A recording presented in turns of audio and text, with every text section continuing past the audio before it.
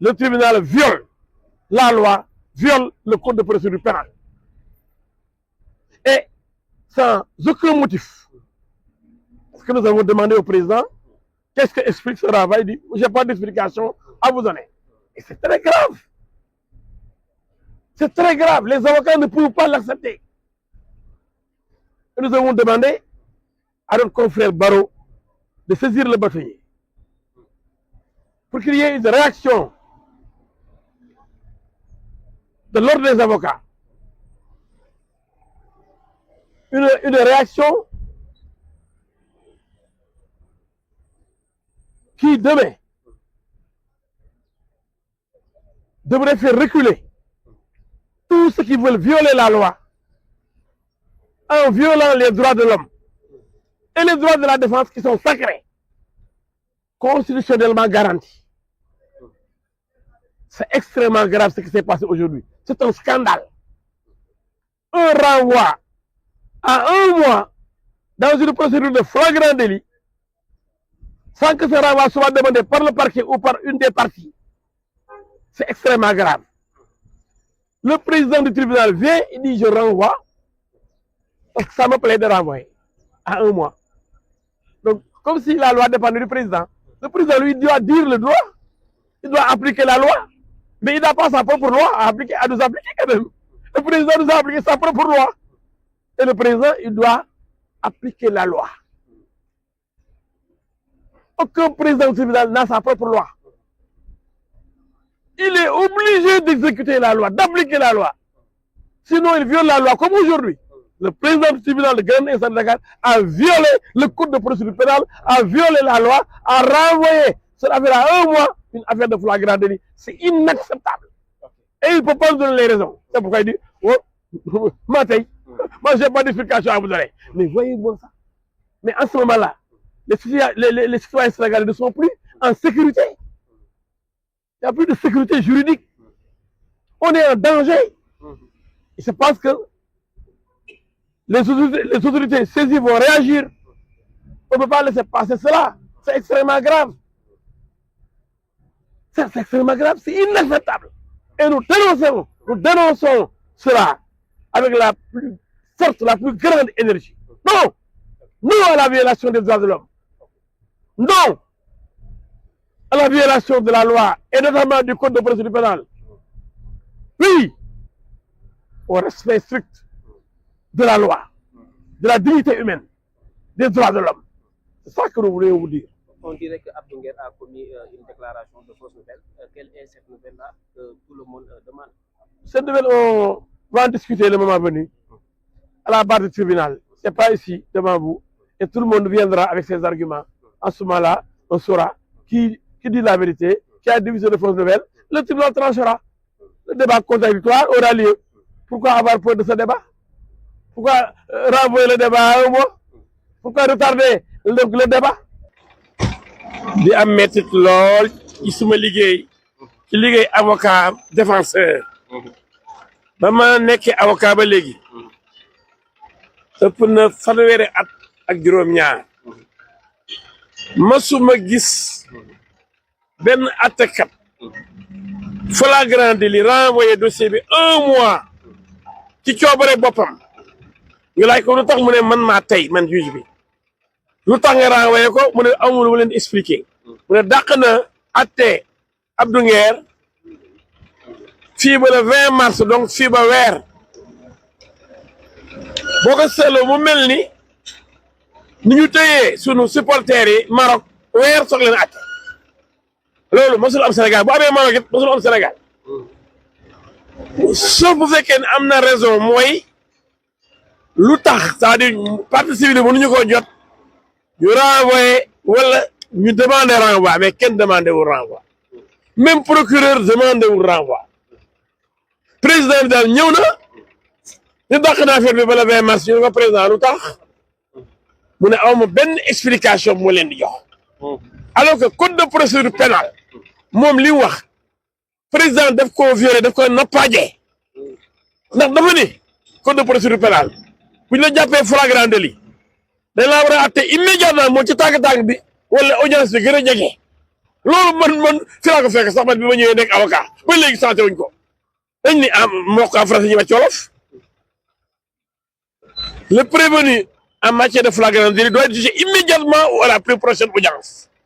kon tey tribunal def na ñoom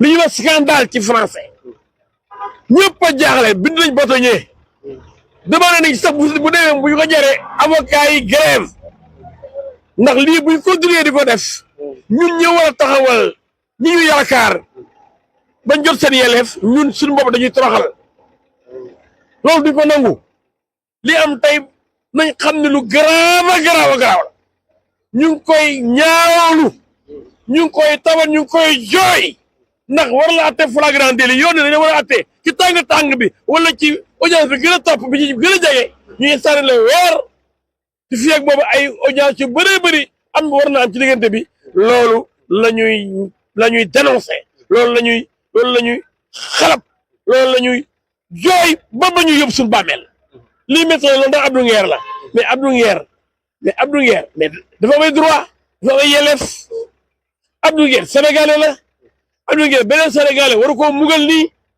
di ko téye otage la mooy de mu ni ko bàyyi mu défendre boppam avocat yaa ngi taxaw Iba Mar Diop a ngi taxaw Aliou Badara Fall ngi taxaw maître Baro ngi taxaw maa ngi taxaw pour défendre Abdou Nguer ñun ñëpp ñu bind suñu tur léegi ne moo dàq nañ ko ba weer waaw lii ci yoon mayewu loolu yoon mayul benn président tribunal baa leen koy waxe barke alxuraan yoon mayul benn président tribunal mu renvoyé dàq d'office en matière de flagrant délit pour weer loolu violé na président bi ci boppam tooñ na yoon nappaaje na yoon te loolu dañ ko dénoncé te loolu ministre bi war na ko yëg autorités yi war nañ ko yëg président cour d'appel war na ko yëg président cour suprême war na ko yëg que li am fii Sénégal tey tribunal de grande instance de Dakar musiba Daaru Laay la lii kenn war ko bàyyi mu jàll.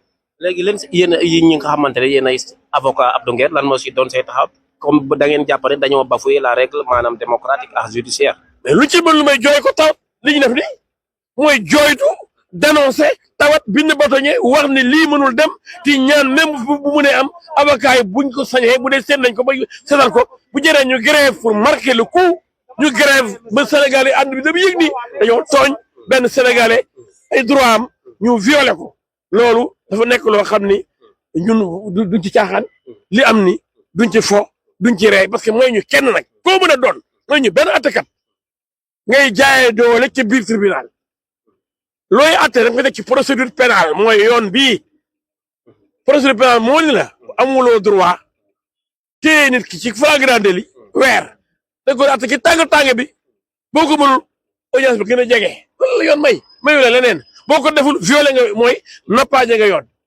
kon tey daal li am tey naqari nañu lool jaay doole lool bañ a respecté loi bi te loolu ñun avocat duñ ko seetaan mukk moo tax dañuy wax fausse nouvelle maître ñu bëri en tant que journaliste sax dañuy wax ban fausse nouvelle la maanaam la lañ koy toppee yan cadre la parce que ñu bëri mbir mi dafa ëlëm seen xel. waaw loolu moom buñ jàkkaarloo olof jaay dafa ni ku mos jëw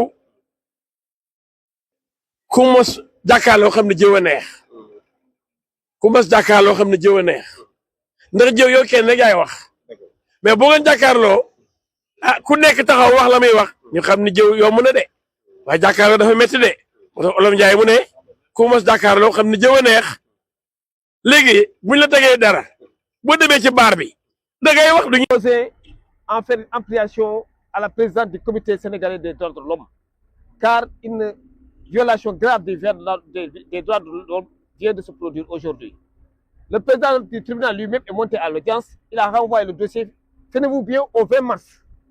Nous sommes en flagrant délit. La loi aurait souhaité que la personne soit jugée sur siège, car il n'y a pas de partie civile. Il est poursuivi pour division de fausses nouvelles. La preuve en est que toutes les affaires ont été retenues, dans lesquelles il n'y a pas de partie civile, elles ont été retenues. Et pourquoi deux poids, deux mesures?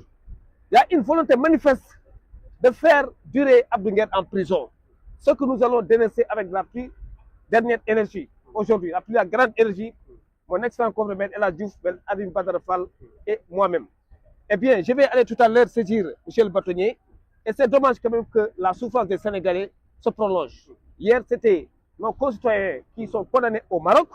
Et aujourd'hui, on condamne nos propres citoyens. Figurez-vous, Dans quel pays sommes-nous? Qu'est-ce qui nous arrive enfin? Mais de toute façon, M. El Hadji a tout dit. Je vais aller au cabinet, saisir M. le bâtonnier de l'ordre des avocats, avec l'accord de mon excellent confrère ancien M. El Hadji, qui est très courageux, très courtois, qui est un homme de principe, saisir M. le bâtonnier et faire ampliation à la présidente, le professeur Absorption Sidibé, président du comité sénégalais des droits de l'homme. Je vous remercie. Ok, merci beaucoup. Et ce qui est grave encore, lorsque mon confrère M. El Hadji a voulu introduire une liberté, une demande de mise en liberté provisoire, le président ne lui a pas permis ça. Ah bon? C'est une grande plénière. C'est un président très dangereux. Je suis certain que le monsieur le bâtonnier de l'ordre des avocats va prendre ses responsabilités devant l'histoire, devant l'opinion nationale et internationale. Je vous remercie.